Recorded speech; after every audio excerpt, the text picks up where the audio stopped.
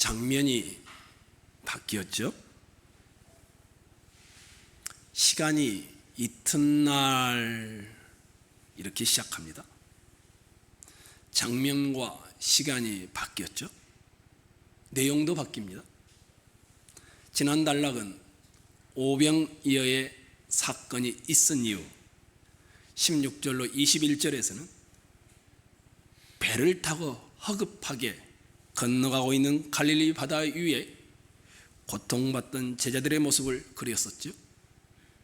오늘은 가버나움 한 장소라고 하는데 59절까지 읽다 보면 가버나움 해당에서 예수님께서 무리들과 만나 대화하는 장면으로 묘사하고 있습니다. 이 무리들에 대한 모습들을 요한이라는 저자가 기술을 하고 있습니다. 22절을 눈으로 보십시오. 무리가, 그리고는 끝절을 보시면 보았더니 이렇게 되어 있습니다. 무리들은 배가 한 척밖에 없다는 것과 예수께서는 그 배를 타지 않고 제자들만 갔다라는 것을 보았다, 이렇게 기술하고 있죠.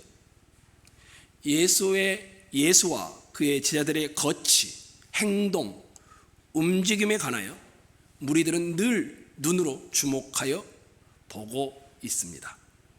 마침 그 다음 날 여러 배들이 디베라에서 오게 됩니다. 23절에 그렇게 됐죠. 그러나 디베라에서 배들이 주께서 축사하신 후 여럿이 떡 먹던 그곳에 가까이 왔더라.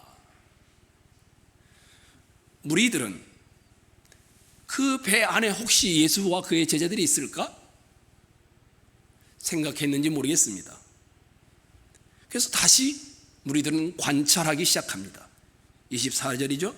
무리가 거기에 예수도 안 계시고 제자들도 없음을 보고 곧 배들을 타고 예수를 찾으러 가버나움으로 가서 예수가 여기 있나?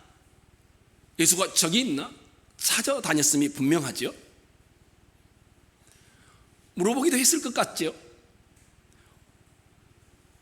예수와 그 일행을 본 적이 있어? 예수가 혹시 어젯밤에 여기서 머물렀어? 그런데 확인한 결과는 무리들은 거기에 예수도 없고 제자들도 없음을 보았죠. 무리들은 예수와 그의 제자들의 행동과 거치에 대하여 굉장히 주목하고 있죠. 그런데 무리들은 관찰하여 주목하여 보는 것으로 끝나지 않습니다. 찾았는데 없는 겁니다. 그랬더니 다시 24절을 봐보십시오. 무리가 거기에 예수도 안 계시고 제자들도 없음을 보고 곧 배들을 타고 예수를 찾으러 가버나움으로 가서, 무리들은 배들을 타고 예수를 찾으러 가버나움까지 가는 행동을 합니다. 결국 가버나움 이 지역에 와서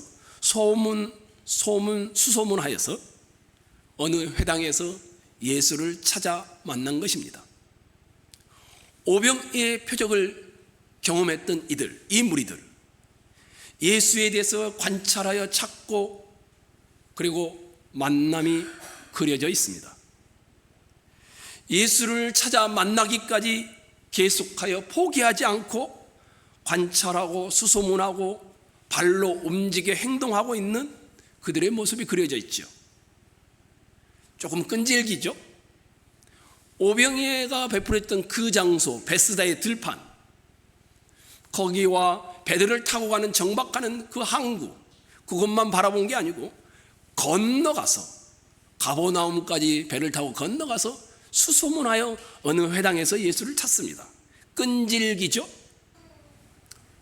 22절부터 24절은 오병이어를 체험한 무리들의 예수를 찾아 만나기 위한 대단한 열심을 보여주고 있습니다.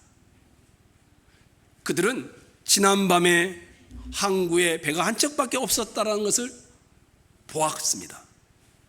제자들이 그 배를 타고 갈 때 예수님은 함께 타지 않았다는 것을 확인했습니다.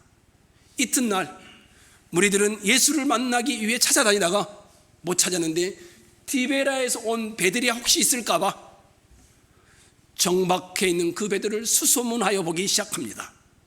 샅샅이 뒤졌을 겁니다. 아마 산에 올라갔다고 했으니 산에 있을까 봐 산도 뒤졌을 것입니다.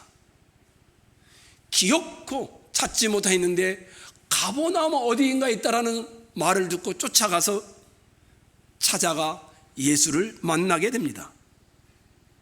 이것은 그들이 얼마나 예수에 대해 관심을 가지고 있으며 어디를 가면 예수를 만날 수 있는지에 대하여 나름대로 상당한 열심을 가지고 있음을 보여줍니다.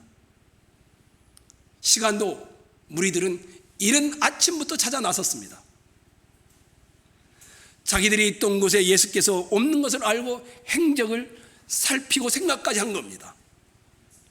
예수께서 어제 저녁에 제자들과 헤어지고 제자들만 배를 타고 갔고 본인은 산으로 간 것을 확인까지 합니다.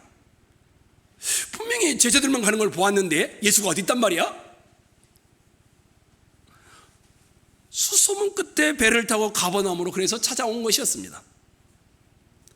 가버나움에 있는 한 해당에서 예수를 만난 무리들은 너무 반갑습니다. 그래서 이렇게 말합니다. 바다 건너편에서 만나 랍비여, 언제 여기 오셨습니까? 얼마나 반가웠겠습니까?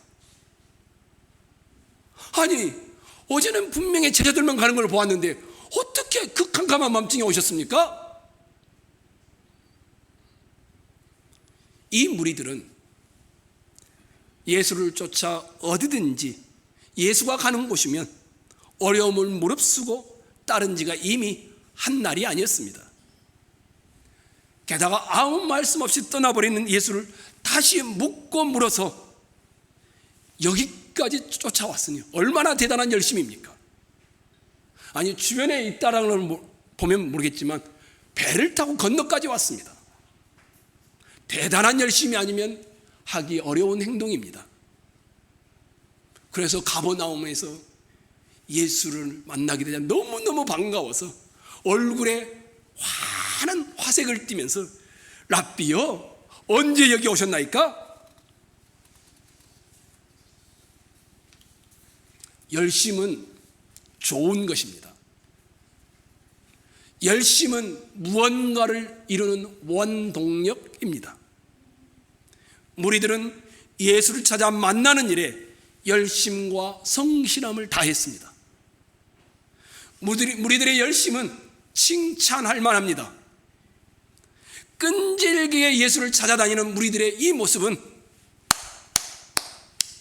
박수 쳐줄 만합니다. 그런데 예수님의 반응이 이상합니다. 랍비여, 언제 여기 오셨나이까? 무리들이 질문했습니다. 너무 반가워서 대답하지 않습니다. 그리고는 그들의 마음속에 있는 내용을 끄집어내기 시작합니다. 26절입니다. 이번에는 여러분이 한번 읽을까요? 읽겠습니다. 시작.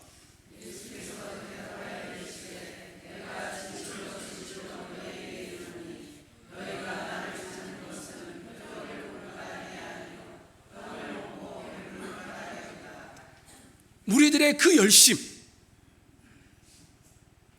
그 대단한 열정,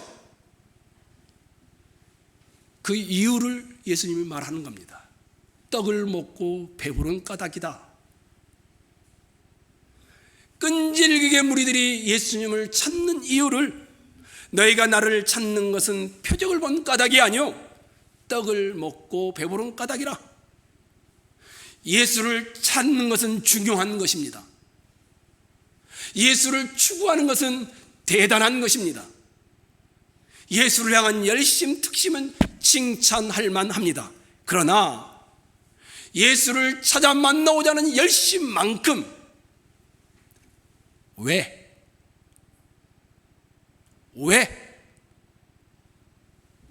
예수를 찾고 추구하는지도 중요합니다. 무리들이 예수를 관찰하여 찾고 찾아 가버나움 회당까지 온 것은 떡을 먹고 배부른 까닭이다. 이 말씀 앞에 무리들의 모습이 드러나는 겁니다. 이 무리들은 양식을 위해서 예수를 찾아온 겁니다.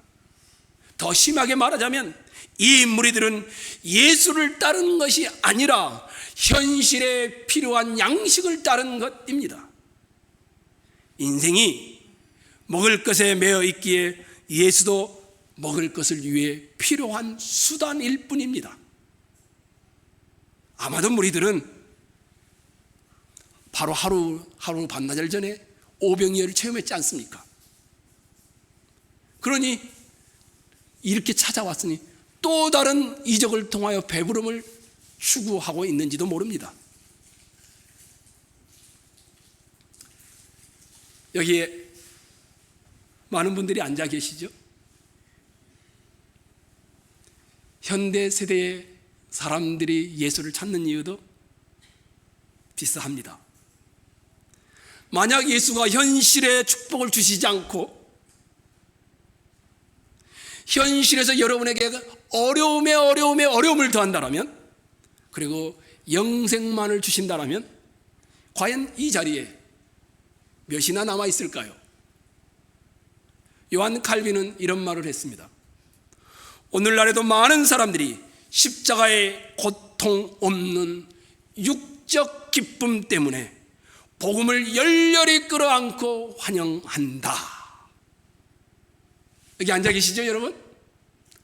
왜 여기에 오셨나요?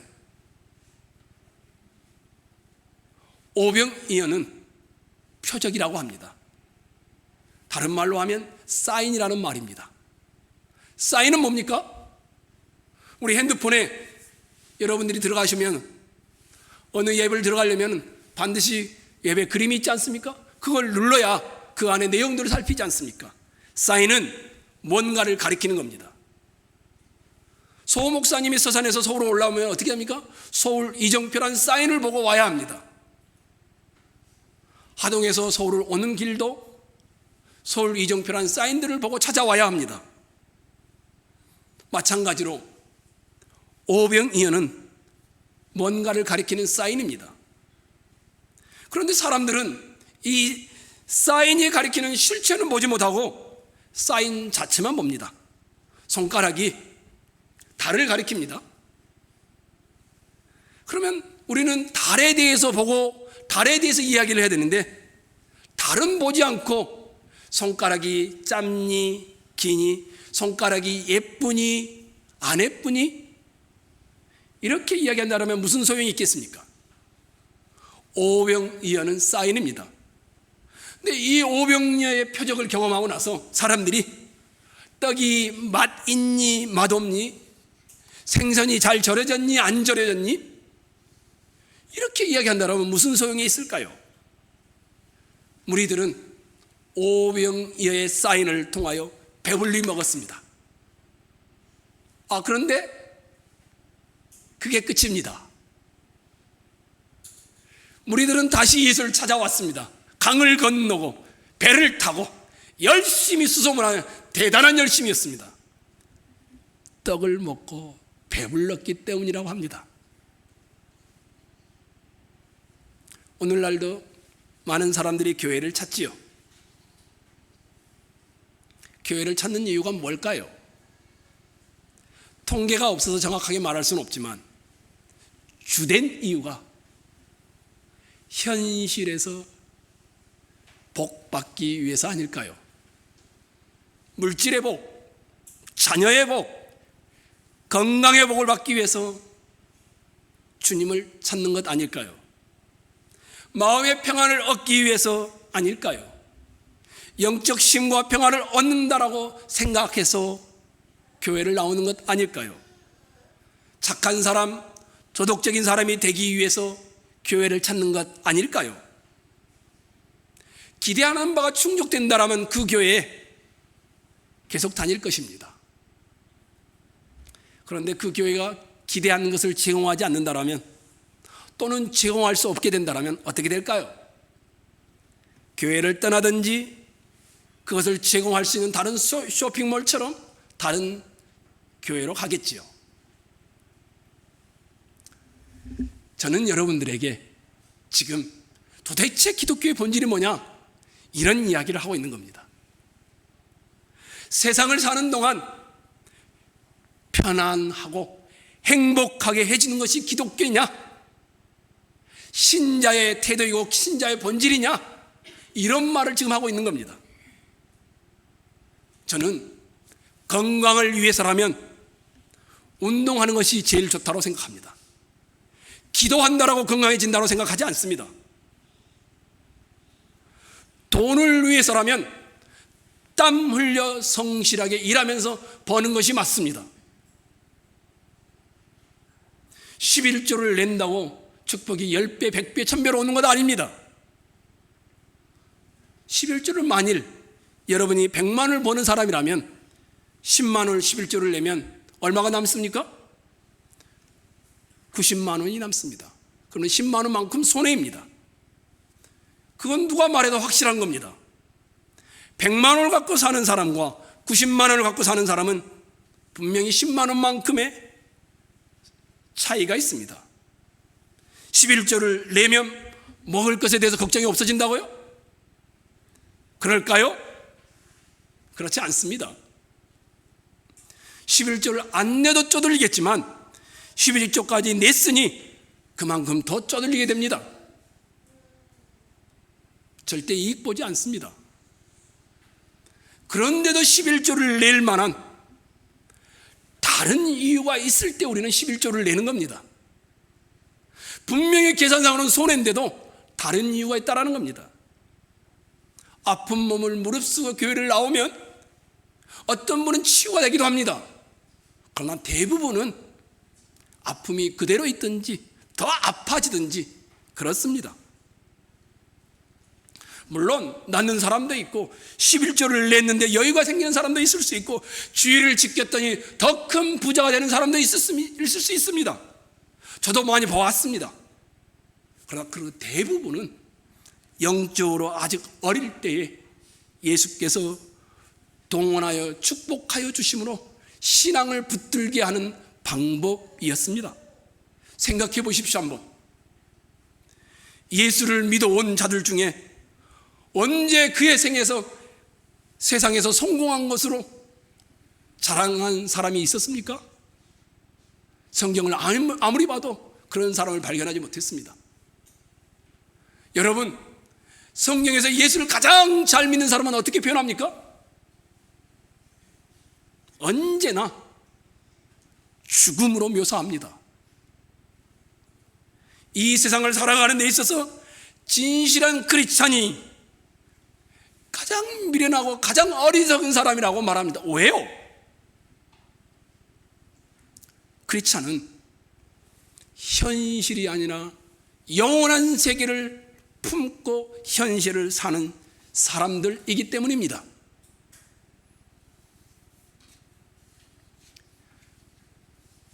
왜 하나님은 이 세상을 살아가는 데 필요한 돈을 주지 않느냐 하면 이 세상을 살아가기 위하여 써야 하는 재주들과 원리들이 하늘나라를 준비하는 자로 살게 하게끔 위해서입니다.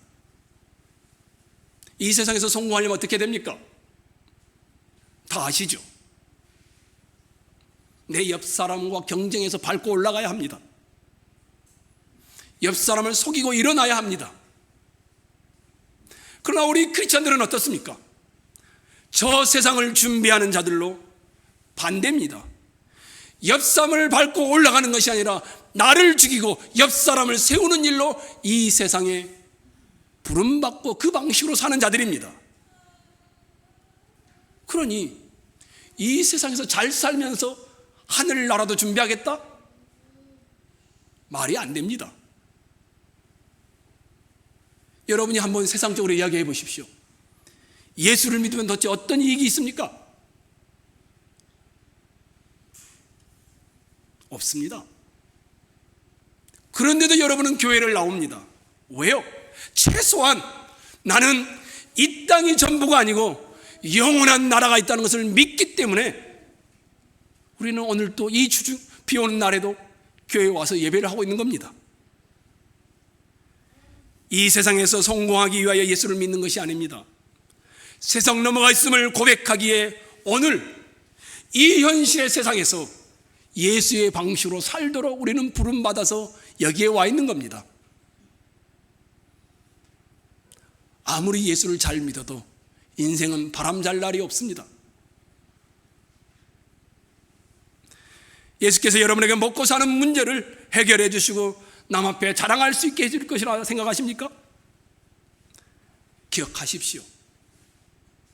주님이 그렇게 대단한 열심을 가지고 온 무리들을 떡을 먹고 배부른 까닭이라 하면서 냉정하게 그들의 속마음을 파헤치고 그들을 버린 듯한 말씀을 하고 계십니다. 기독교의 본질은 가짜 떡을 추구하는 데 있지 않다라는 겁니다. 그럼 뭘까요? 사실 제자의 입장이라면, 무리들의 입장이라면 정말 섭섭한 이야기입니다.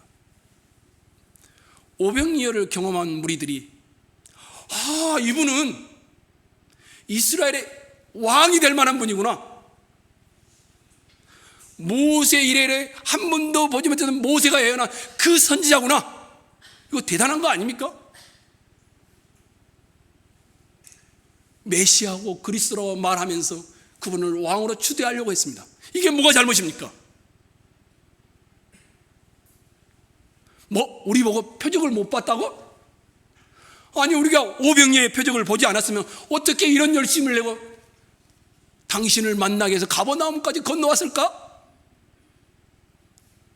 아니, 우리가 수많은 병자를 고치고 오병이어의 표적을 경험하고서 예수 당신은 그 선지자요 메시아라고 고백하는 것이 뭐가 틀려? 무리의 판단과 반응은 틀린 게 하나도 없습니다. 오병이어의 표적을 통하여 그가 바로 모세가 예언한 그 선지자요 그리스도라고 확신한 무리의 판단은 틀리지 않습니다.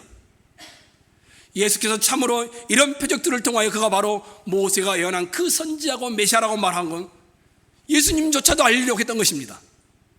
그런데 그런 겉모양의 신앙 고백, 형식에 있어서는 나무랄 것이 없는 고백이었는데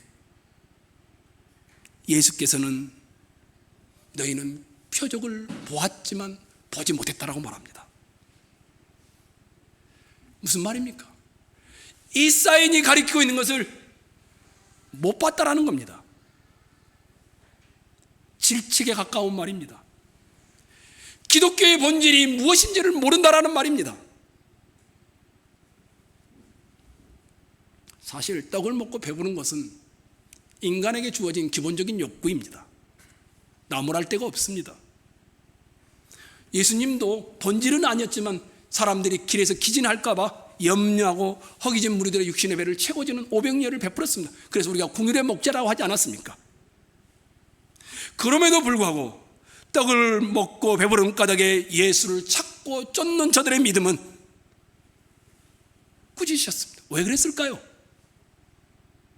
도대체 기독교의 본질은 무엇일까요? 이 땅에서 잘 되는 것이 아니라면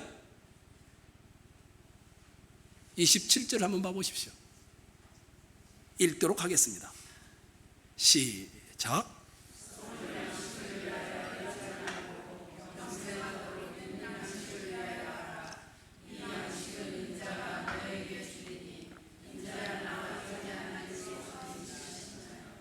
정확하게 무리들에게 이런 말을 하고 있는 겁니다. 육적 양식을 먹고 육신이 배부른 것을 기뻐하고 있는 그 자체는 문제가 안 된다.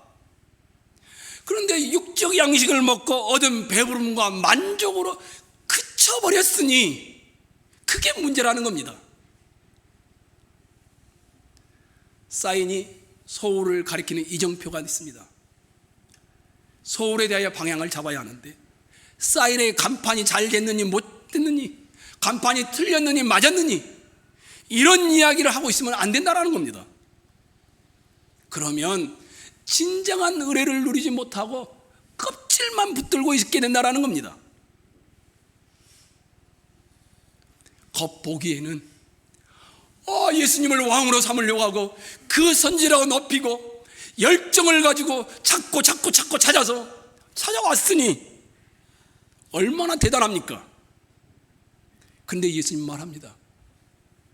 썩을 양식을 위하여 일하지 말고 영원히 있는 생명의 양식을 위하여 일하라. 그들의 방향이 어디로 틀어져야 할지를 보여주는 것이었습니다. 영혼이 없어지지 않고 머물러 있어 언제나 풍성한 생명을 베푸는 그 양식, 저 500년가 그걸 가리키고 있는데 너희는 그 양식을 모른다라는 겁니다.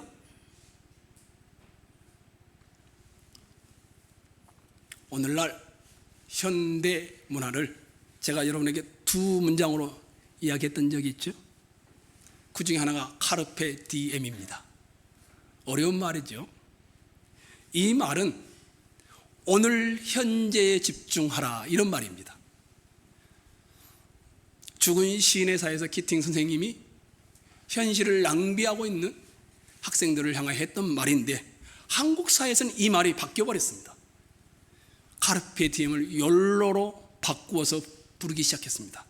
욜로는 뭐냐? 죽으면 끝나. 오늘 현재의 삶을 즐겨야 해. 인생은 한 번 살지 두 번 사는 거 아니야. 이렇게 여기는 겁니다. 그래서 현대인들은 대부분 다 죽음 이후에는 아무것도 없다고 생각합니다. 살아있는 동안 즐겨야 되고 살아있는 동안 잘 살아야 된다고 합니다. 특히나 90년대생 이후의 세대들은 훨씬 심합니다. 두 번째 또 한 단어가 있었죠. 문장이 아모르 파티. 내 운명을 받아들이고 사랑하라는 니체의 말을 인용한 문구입니다. 니체는 이렇게 말했습니다. 신은 우리에게 주는 것이 없어. 신이 뭐라고 하든지 좌절하지 말고 굴복하지 말고 죽음조차도 그냥 넘어버려. 아무런 관련이 없어. 죽어봐야 알지. 이런 문구입니다. 신은 죽었고 죽음 이유는 아무도 모르니 종교에 현혹되지 말라는 겁니다. 그래서 오늘날의 대부분의 현대인들은 죽음 이유가 없을 것처럼 살아갑니다. 하나님을 향한 두려움이 없이 자신이 하나님인 양 판단하고 행동하고 계획하며 살아갑니다. 또 어떤 이들은 죽음에 대해 오해하기 때문에 이 땅의 삶을 즐겨야 한다고 말합니다. 또 어떤 이들은 죽음 앞에 도전해야 된다고 말하기도 합니다. 여러분, 죽음이 끝입니까?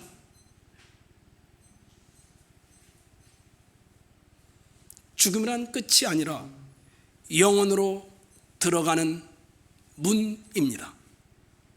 저기 너머의 삶이 계속된다라는 겁니다.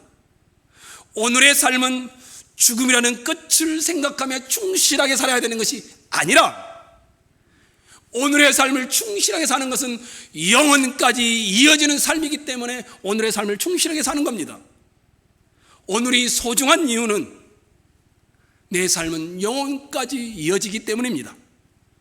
그래서 우리는 이 땅에 인간은 돈, 성공, 행복, 성취, 쾌락 모두가 다 증명했습니다.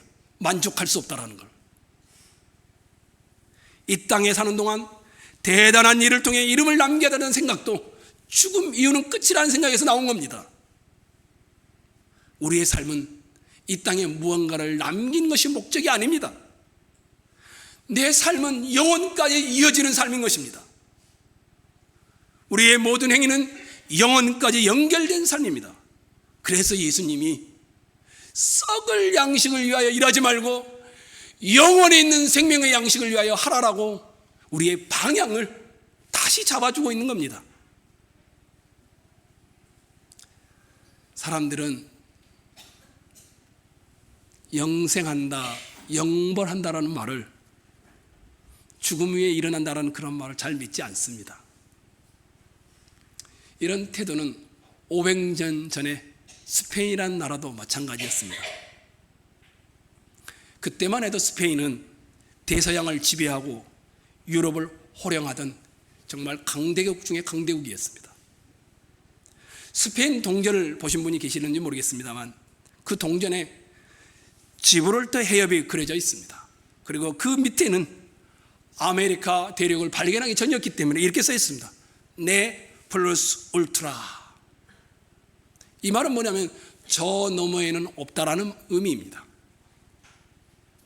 지브롤터 해협이 있는 대서양 너머의 땅이 더 이상 존재하지 않는다라는 것이었습니다. 많은 사람들은 그 당시에 그대로 믿고 살았습니다. 아무도 대서양 너머에 갈 생각을 하지 않았습니다. 그때 콜럼버스는 배를 타고 대서양을 횡단하여 바다 너머에 아메리카 대륙이 뻗어 있다는 사실을 발견하고 돌아와서 보고를 했습니다. 그래서 그것이 시간이 지나 스페인 사람들의 생각이 바뀌었습니다. 동전의 글귀를 바꾸기 시작했습니다. 네 플러스 울트라에서 네라는 부정어를 빼버렸습니다. 플러스 울트라, 저 너머에도 있다.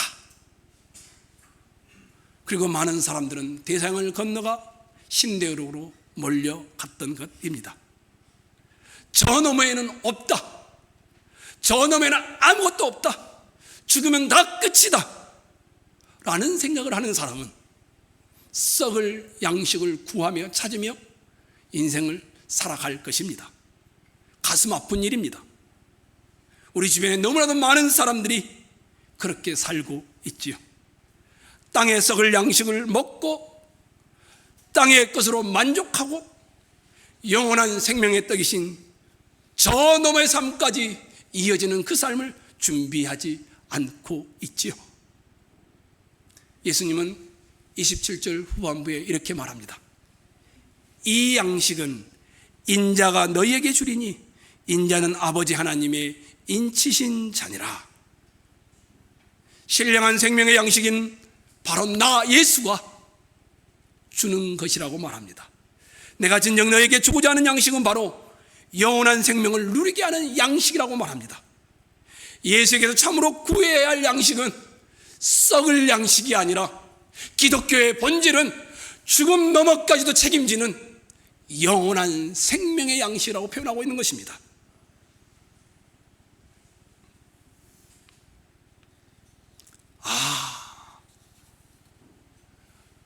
하나님께서 오병이어의 은혜를 베푸는 이유는 이 땅의 떡과는 다른 떡이 있음을 보여주기 위해서였구나. 우리가 경험했던 이 땅에서 배불리 먹었던 것도 정말 행복했는데 훨씬 행복한 떡이 있구나. 그것이 예수라는 생명의 떡을 먹는 것이구나. 이게 오병이어의 사인이 가리키는 바였습니다. 그래서 27절에 여러분이 아까 봤던 대로 썩어질 양식을 위하여 일하지 말고 영생토록 있는 양식을 위하여 하라. 이 양식은 인자가 너희에게 주리니 인자는 하나님 아버지께서 도장을 탁 찍어서 영원한 양식을 주는 자로 삼으셨다라고 말하고 있습니다. 35절에도 읽지는 않았지만 내가 곧 뭐라고 합니까? 생명의 떡이니라. 48절에도 내가 곧 생명의 떡이니라. 사랑하는 이 자리에 모인 형제 자매 여러분, 우리는 현실이란 땅의 필요들을 추구하고 예수를 수단으로 삼고 살아가는 많은 사람들 중에 섞여 있습니다. 하루 먹을 양식을 추구하지 않고 생명이며 영원히 있으며 영원히 나에게 기쁨을 가져다 주는 예수 그분을 추구하시기 바랍니다. 마틴 로이드 존스 목사님이 쓰신 내가 사랑하는 복음이라는 책에 보면 이런 이야기가 나옵니다. 미국의 무디 목사님 교회 스페포드 집사님이라는 분이 있었습니다. 이 집사님은 변호사로서 크게 성공하여 엄청난 재산을 모았습니다.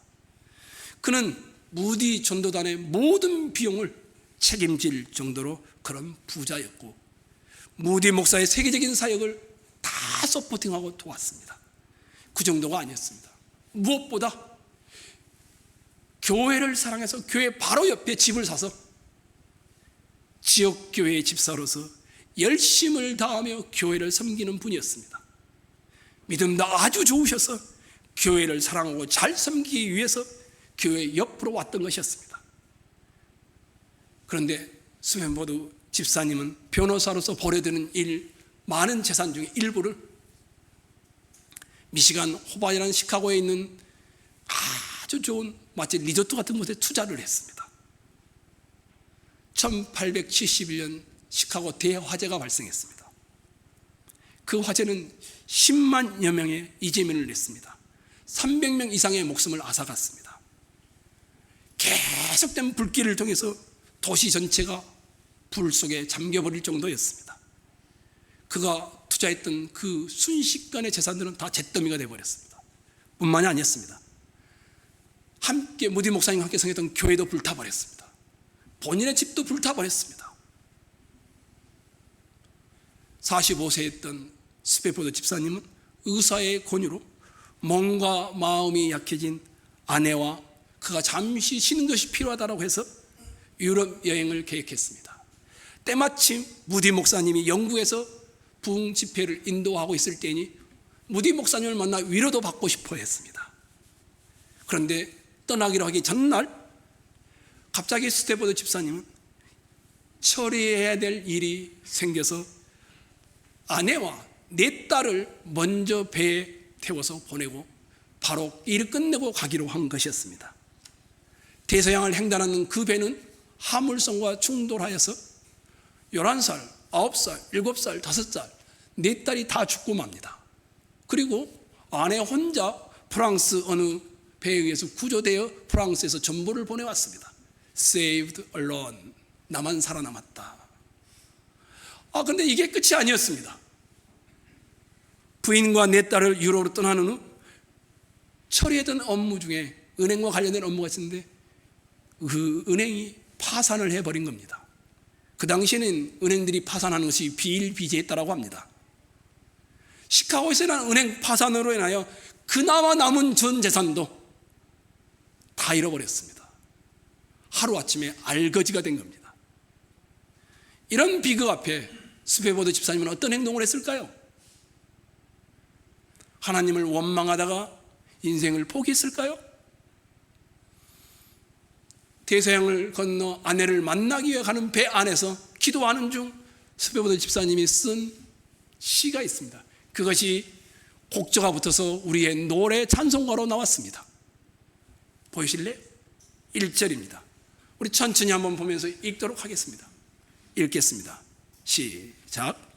내 평생에 가는 길 순탄하여 늘 잔잔한 강 같든지 큰 풍파로 무섭고 어렵든지 나의 영혼은 늘 편하다. 내 영혼 평안해. 내 영혼 평안해. 이게 바로 기독교인과 세상 사람의 차이입니다. 세상은 어려움과 고통이 있으면 시간이 지나면 괜찮을 거야. 이겨낼 수 있어. 인생은 다 그러는 거야. 그러나 스탠포드 집사님은 그렇게 말하지 않습니다. 큰 풍파로 사랑하는 내 딸을 순식간에 빼앗겼습니다. 가지고 있던 전 재산을 다 잃어서 화재와 은행의 파산으로 남은 게 하나도 없었습니다. 그런데도 무섭고 어려운 순간에도 빼앗길 수 없는 평안이 있다라고 고백하고 있습니다.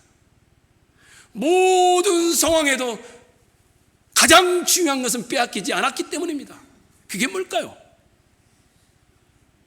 영원한 생명이신 예수 그리스도를 빼앗기지 않았기 때문이었습니다. 어떻게 잃어버린 모든 것 가운데도 스탠포드 집사님은 평안할 수 있었을까요? 단 하나밖에 설명할 길이 없습니다. 주님이시요 구주이신 예수 그리스도를 영원한 양식으로 삼고 인생을 사니 살다가 풍파를 만나도 가진 것을 다 잃어도 건강에 약해져도 자녀들이 다 죽어도 그 주님은 나와 함께 하기에 그는 이런 신앙 고백을 할 수 있었던 것입니다. 우리 예수님은 여러분과 저의 생명의 떡이십니다. 내게 오는 자는 결코 줄이지 아니할 터이요 나를 믿는 자는 영원히 목마르지 아니하리라. 이 예수를 믿으십시오. 이 예수를 마음에 모십시오. 어떤 세상의 풍파 앞에서도 흔들리지 않으며 잠시 흔들렸다가도 다시 가야 할 길을 걷는 복된 자들이 될 줄로 믿습니다.